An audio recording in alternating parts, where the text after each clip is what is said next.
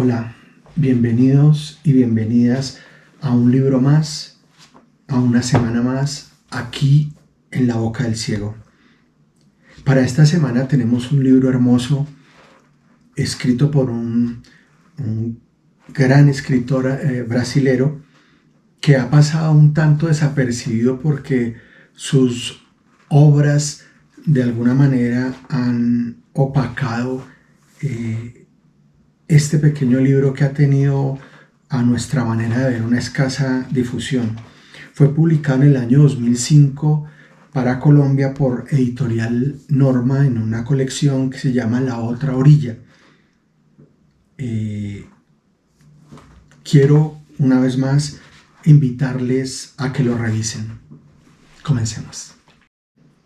Mi tarea que intento realizar es que gracias al poder de la palabra escrita pueda hacerte oír, sentir y sobre todo ver. Solo eso, y es todo. Es una frase que Rubén Fonseca extrae de un libro de Joseph Conrad, y más o menos nos da la síntesis de lo que es este pequeño diario, el diario de un libertino. Es la historia de un escritor que tiene algún éxito, que ha publicado algunos títulos y tiene reconocimiento entre el público, sobre todo el público femenino. Y gracias a ese reconocimiento de sus lectores, entonces adquiere fama y adquiere muchas experiencias con mujeres, experiencias íntimas, por supuesto, y entonces decide transcribir esas experiencias en un diario, gracias al conocimiento que tiene de la psiquis femenina, de sus miedos, de sus deseos, de sus angustias. Decide que, como la palabra es su arma, va a hacer un diario que dé cuenta de esas, experiencias, de la pasión que los cuerpos despiertan en él. Y básicamente es lo que narra este libro, ¿no? Sus relaciones y cómo cuando las relaciones están como tendiendo a consolidarse, aparece una nueva chica y nuevamente desestabiliza a este romántico personaje que entra en otra carrera amorosa y que se ve alterado, y vienen las mentiras y los paralelismos, y lo descubren o acaba por descubrirse a sí mismo. Hay un montón de historias ahí. Quizá la más truculenta es que una joven adolescente que es su fan se siente atraída por él y empieza el flirteo, y luego cuando la cosa está a punto de concretarse, la niña le confiesa que tiene una tara porque quiere saber quién es su verdadera madre. Y entonces él se compromete a ayudarle a que sepa quién es su verdadera progenitora. Y se compromete tanto que termina inmiscuido con su propia suegra. Una cosa ahí enreversada, si quieren. Es necesario, como afirma el Don Juan de Molière, conservar una mirada atenta a los méritos de todas las mujeres, rendir homenaje a cada una y pagar a cada una el tributo que nos obliga la naturaleza. Es indudable luego leer esta pequeña cita de Fonseca, que una de las obras que está detrás como telón de fondo del diario de un libertino, pues es el Don Juan. Aquel seductor que recurre al malabar de la palabra, al conocimiento del lenguaje para acercarse a las chicas, enloquecerlas y hacerlas violar los tabúes que la sociedad ha construido para ellas. Bueno, pues Rufus, el personaje principal de este diario, no hace otra cosa sino hacer lo mismo que el Don Juan. Otro texto que está atravesado aquí en este diario es el diario de un seductor, de Soren Kierkegaard. Ustedes deben recordar que De acuerdo con la historia de Kierkegaard, un tipo, encuentra un diario, lo encuentra por ahí tirado, ¿verdad? Lo lee y descubre que el diario es de una mujer supremamente hermosa y lee el diario para conocerla a ella, para acercarse a ella, para seducirla. Y una vez la ha seducido, la ha enloquecido, la mujer se derrite ante sus, digamos, sus flirteos, etc. Y le propone que se case.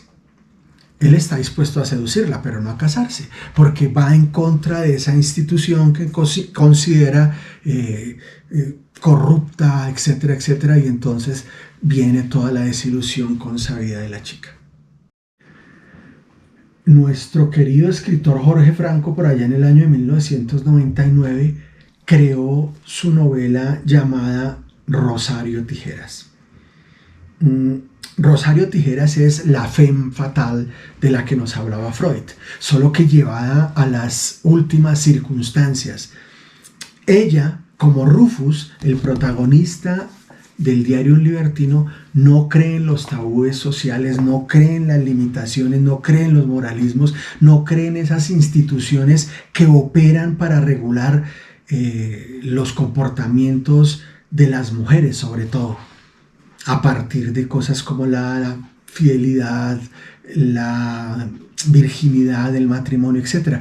Y Rosario los transgrede, solo que Rosario no solo transgrede la sexualidad, sino que además transgrede quizá el tabú más importante que existe en las sociedades occidentales para controlarnos, que es el tabú de la muerte, ¿no?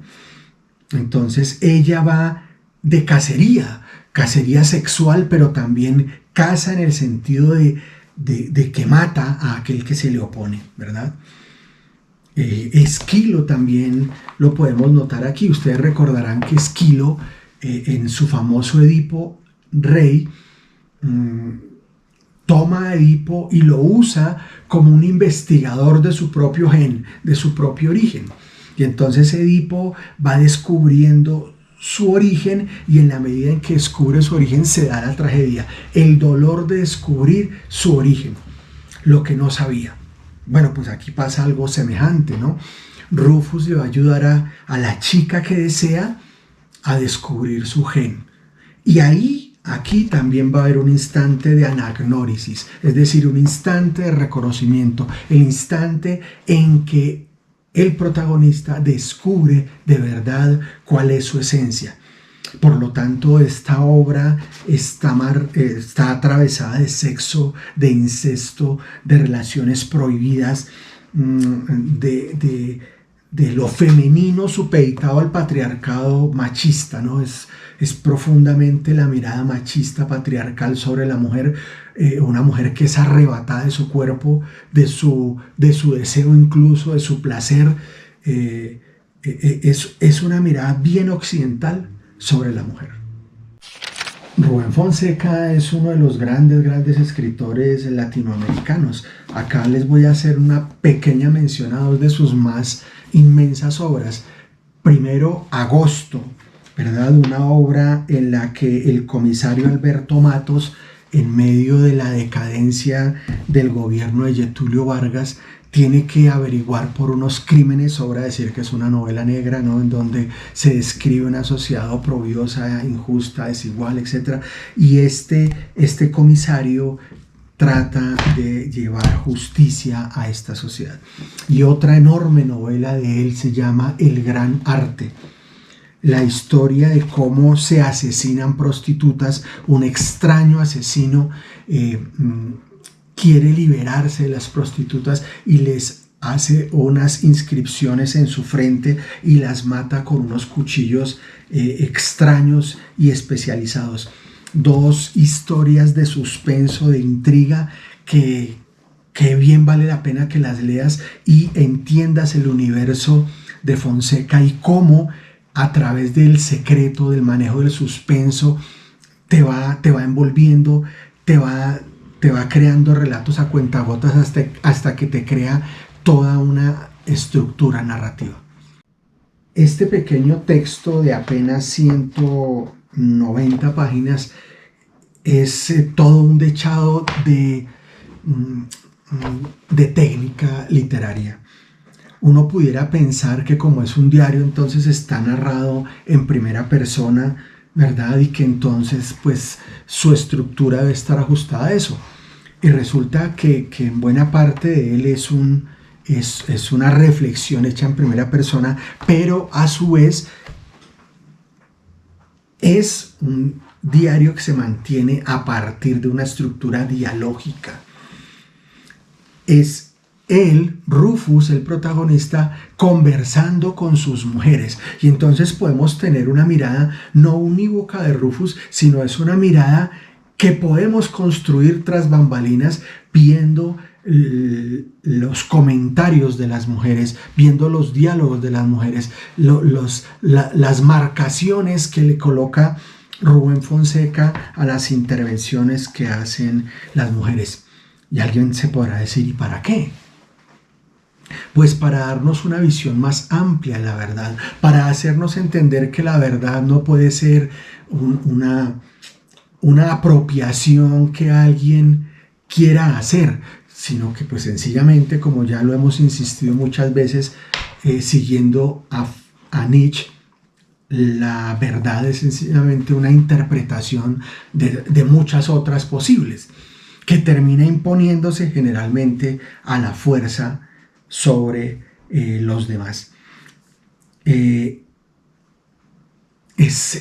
Si tú lo lees, vas a darte cuenta que no solo están contando la experiencia íntima que un hombre pueda tener con chicas, etcétera, sino que es un diario en el que se hace todo un ejercicio de crítica literaria, porque te están diciendo cómo se acercó a las grandes obras, cómo las grandes obras se han construido y cómo esa construcción de esas grandes obras se ve reflejada aquí. Pero además, ¿qué criterios de lectura se deben seguir para acercarse a esas obras o a otras que se aparezcan en el camino del lector? Insistimos en la lectura, insistimos en la necesidad, como diría Antonio Gramsci, de instruirnos. Antonio Gramsci diría que la única manera de cambiar el mundo es hacer tres cosas. Primero, instruirnos, prepararnos, y eso pasa por leer, eso pasa por conversar, eso pasa por informarnos. Y la segunda cosa que diría Gramsci es que nos debemos organizar. Es decir, no podemos permitir que el relato lo tengan las clases hegemónicas, sino que nosotros debemos construir nuestro propio relato, debemos hacer nuestros propios diarios, debemos conversar con amigos, hacer nuestros periódicos, hacer nuestros canales, etcétera, etcétera. Y además, tenemos que ser alegres. Eso se los recomendaría Antonio Gramsci. Cuídense montones y montones. Nos vemos la siguiente semana con un libro más, otra de las joyas de la cultura nuestra, y espero que se diviertan y lean lo más posible. 1000 y 1000 abrazos.